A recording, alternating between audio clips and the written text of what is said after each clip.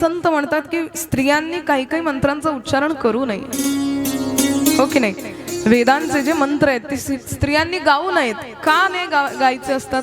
त्याच्या मागे थोडेसे सूक्ष्म कारणं अशी आहेत की स्त्रियांचं शरीर वेगळ्या पद्धतीने बनलेलं आहे.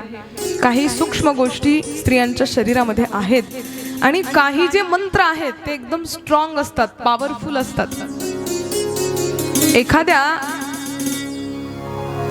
औषधाचं जर आपण गरज नसताना सेवन केलं तर ते आपल्या शरीरावर उलट परिणाम करतं, बरोबर की नाही? आवश्यकता नाही आहे पण तरी सेवन केलं तर ते चांगला परिणाम करेल का? अर्थातच नाही, ते उलटाच करणार.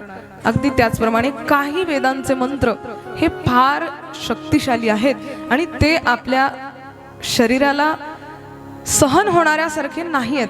म्हणून स्त्रियांनी काही मंत्रांचं, आणि मंत्र नाही काही शब्द त्यातले बघा तुम्ही, जुने जे वैद्य होते ते काय करायचे? नाडी परीक्षण करायचे. मग त्यांना नाडी पाहूनच कळायचं काय रोग आहे. आता सारख्या सुविधा त्यांच्याकडे नव्हत्या पण नाडीने कळायचं. किंवा काही मंत्र सुद्धा असे होते की ज्याने मेलेलं माणूस सुद्धा जिवंत होऊन जायचं, म्हणजे त्या मंत्रामध्ये शक्ती होती तेवढी, ते पॉवरफुल होते, शक्तिशाली होते.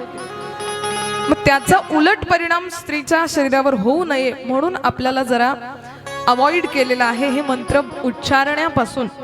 म्हणून काही शक्तिशाली मंत्र आपण उच्चारायचे नाही. त्यातलाच एक शक्तिशाली मंत्र म्हणजे ओंकार आहे की ज्याचं ध्यान करत असताना जर आपण नियमावलीने ध्यान केलं तर तो आपल्याला पावणारा आहे, नाहीतर मग त्याचे उलटही परिणाम होणं. तसं तर उलट परिणाम होत नाही पण तरीही